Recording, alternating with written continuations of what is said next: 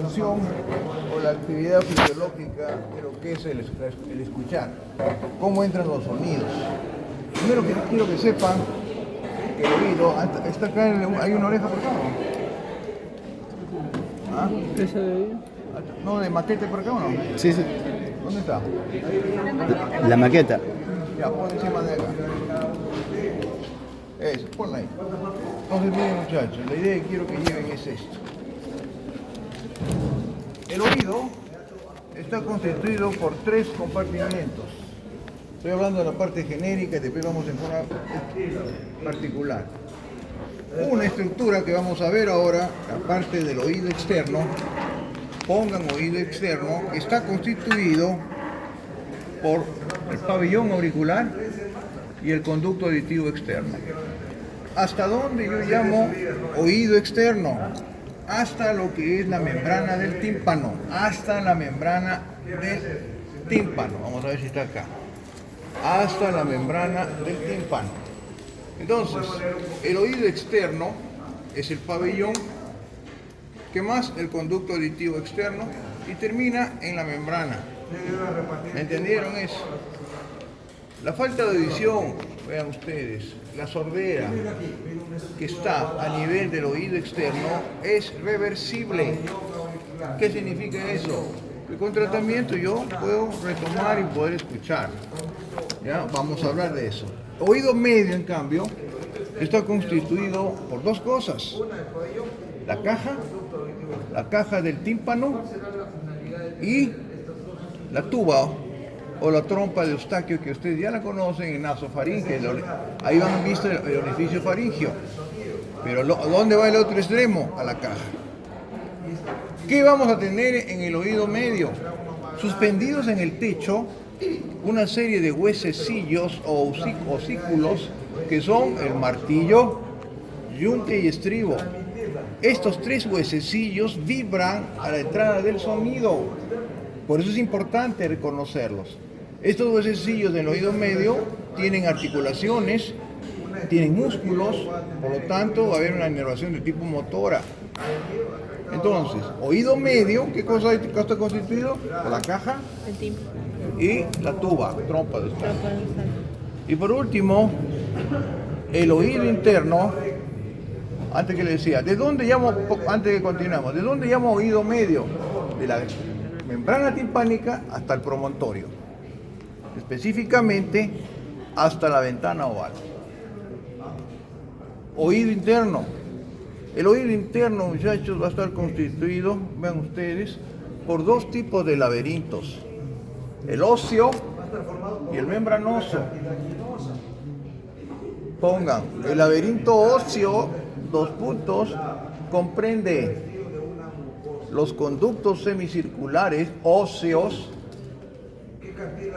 el vestíbulo óseo, ahora les voy a hacer un dibujo, y el caracol óseo. Dentro de ellos vamos a encontrar el laberinto membranoso. ¿Cómo está constituido el laberinto membranoso? Conductos semicirculares, que serían membranosos, el utrículo y el sáculo, y por último el caracol membranoso. Patología o enfermedades que me afecten el oído interno evidentemente me llevan a la sordera, que va a ser irreversible. Hasta el momento la ciencia no avanza tanto como para poder, vean ustedes, yo poder restituir la audición en una persona. La audición en una persona. Entonces tenemos esas características. Entonces, ¿por qué les digo esto? Porque cada segmento que yo voy a ver con ustedes va a tener una irrigación y una inervación particular. O sea que todo el sistema de la audición tiene diferentes irrigaciones y diferente inervación según el sector donde yo me encuentro. ¿Me entendieron eso? Entonces, lo primero que vamos a ver ahora es, ¿qué es esto? El pabellón auricular. Pongan entonces pabellón auricular. Vean ustedes, la función del pabellón generalmente, ¿qué cosa es? ¿Qué cosa es? Captar el sonido. Este sonido lo va a transmitir al oído externo. Entonces, el pabellón capta el sonido. El conducto auditivo externo, ¿qué hace? ¿Qué hace? Recepciona el sonido y lo lleva ¿a dónde? Al oído medio. Les voy a decir cómo es ese mecanismo dentro de un momento de la audición, que es bien interesante. Pero ahora vamos a hablar lo primero, esto. El pabellón está constituido por una piel muy delgada, cartílagos, generalmente un celular subcutáneo escaso. ¿Qué significa escaso? Que casi no hay grasa en las orejas. Por eso cuando uno sube de peso, la oreja no engorda, ¿no es cierto? La oreja sigue igualita. Hay escaso tejido celular subcutáneo. ¿Qué vamos a tener? Partes. Y les voy a decir, mirando por acá, están muy lejos. Miren, lo primero que quiero que vean es esto. Esto se llama el hélix. Hélix. Vamos a ponerlo acá. Miren, hélix. Miren, el hélix. Con H y X al final. Ahí lo tienen, miren. 2. El que está al frente se llama antihélix. Ahí lo tienen. Y entre los dos hay un canal. ¿Cómo se va a llamar? Canal del hélix. Y todos tenemos acá un pequeño tubérculo que quiero que lo vean, que Darwin lo estudió. Y tiene la forma de una lentejita. Todos tenemos un tubérculo. Y Darwin le dio el nombre de tubérculo de Darwin.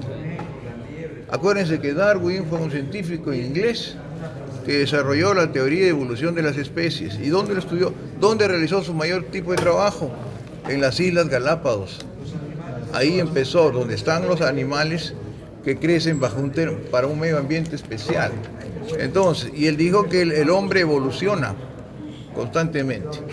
Esto se llama como entonces el tubérculo de Darwin. Segundo, miren, acá vamos a tener una Y hacia afuera. Esta Y se va a llamar fosa navicular.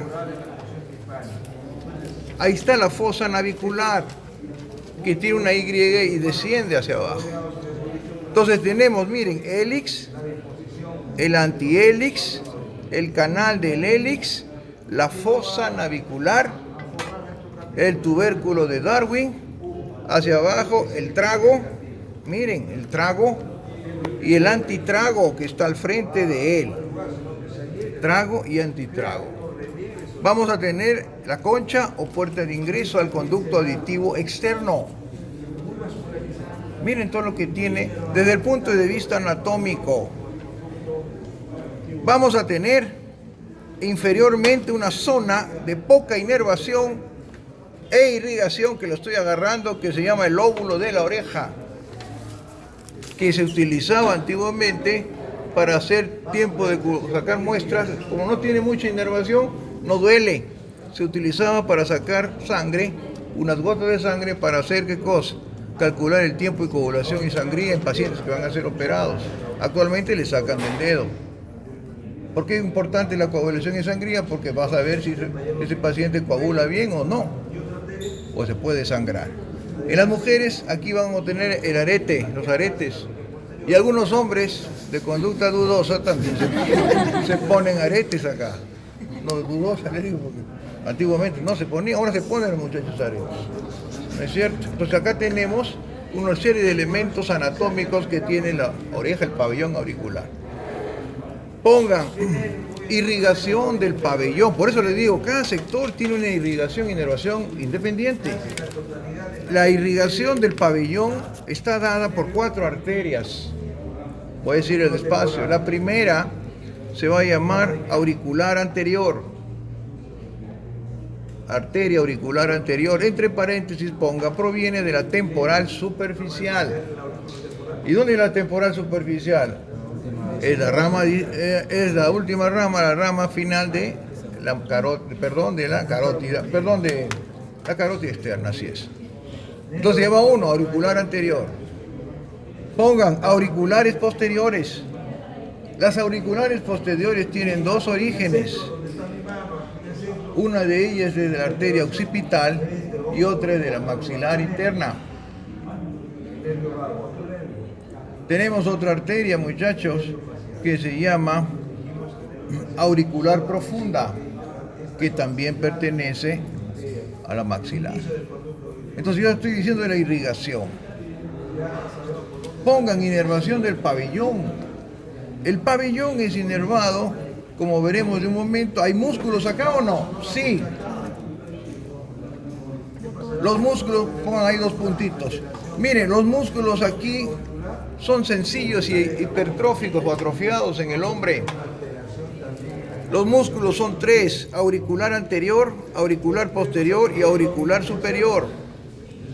Los auriculares anteriores se fijan en la fascia epicraniana, va del antitrago a la fascia epicraniana. El auricular superior va ¿de dónde? Desde el tubérculo de Darwin a la fascia epicraniana. Y el auricular posterior va del trago al mastoides. Aquí interesante, miren, así va. Uno, auricular ¿qué? Miren, anterior. Auricular posterior y auricular superior. Evidentemente estos músculos están atrofiados o realizan pequeñas funciones. En los animales, en cambio, sí mueven las orejas.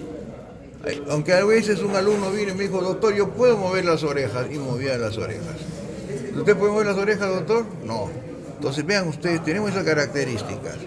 ¿Me entendieron? Estas son músculos extrínsecos. Y estos músculos están inervados por el facial.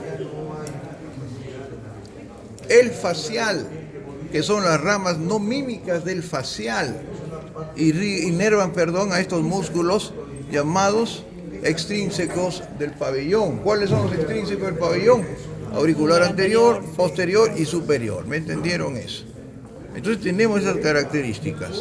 Ahora, retomando, la inervación de mi oreja o del pabellón es de diferentes. Ya lo dije uno, motora pongan del facial, porque acá hay músculos.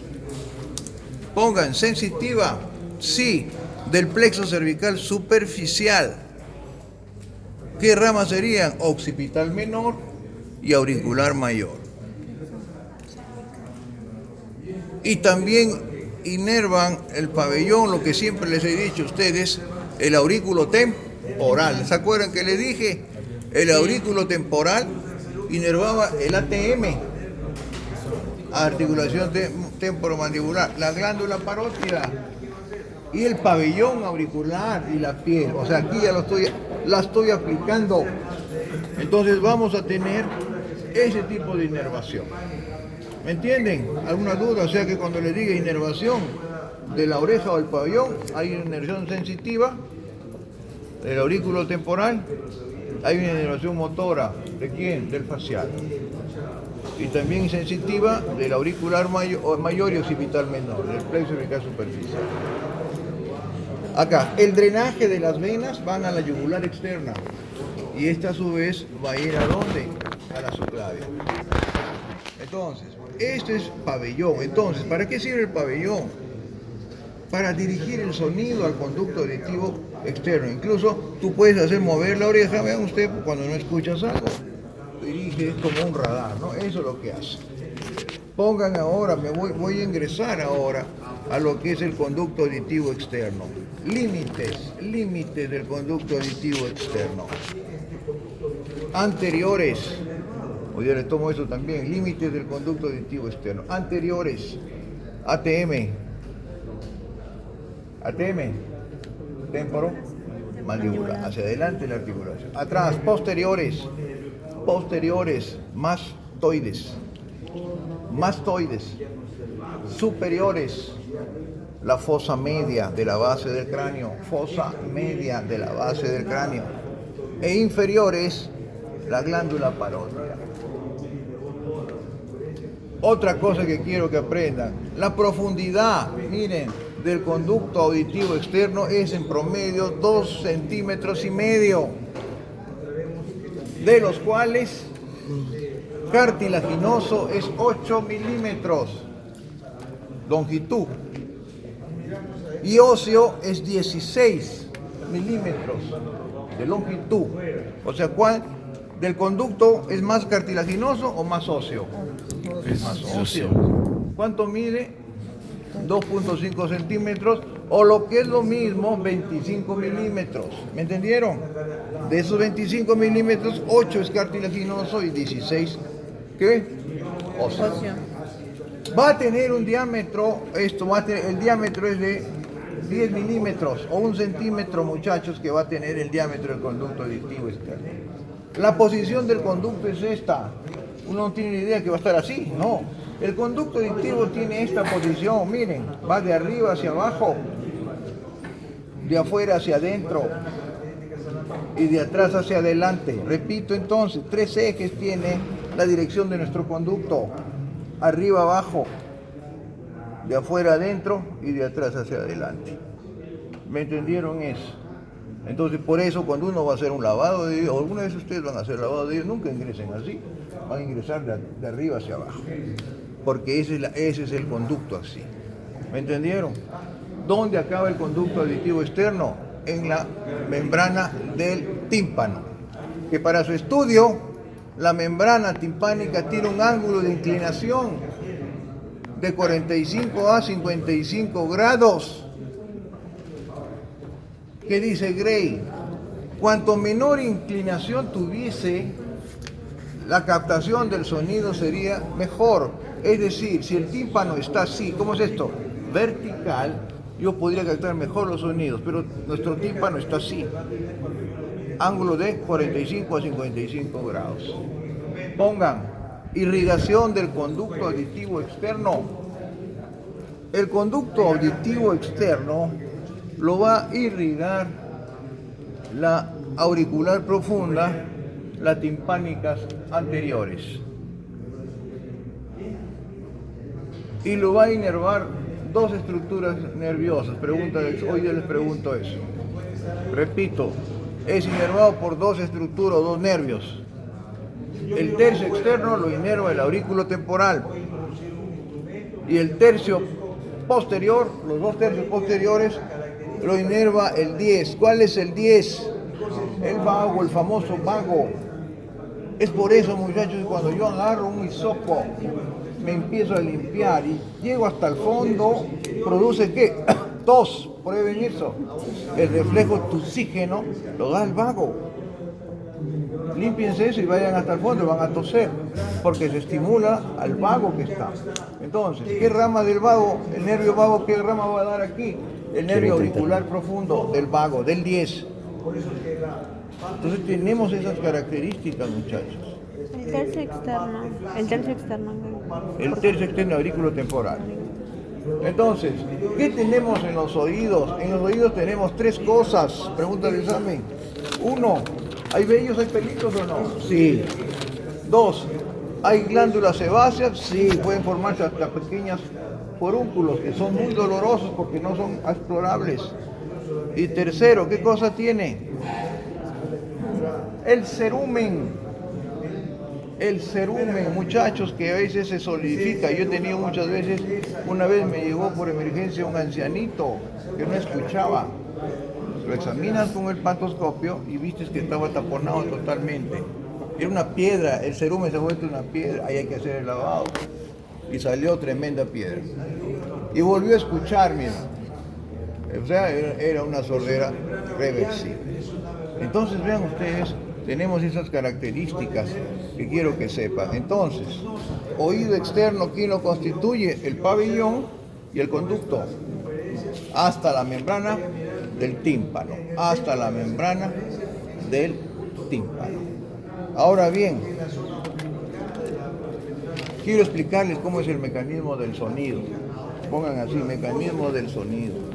Cuando el sonido ingresa, muchachos, cuando el sonido ingresa por el conducto auditivo externo, ingresa por la membrana timpánica y hay un músculo que está en el oído medio que se llama el músculo del martillo.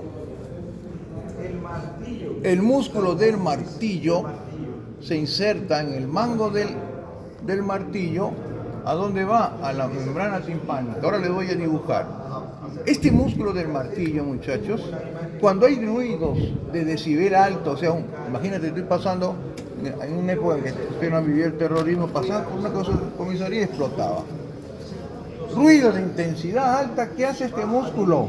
Relaja, relaja, para protegerme el órgano de Corti, que está en el caracol.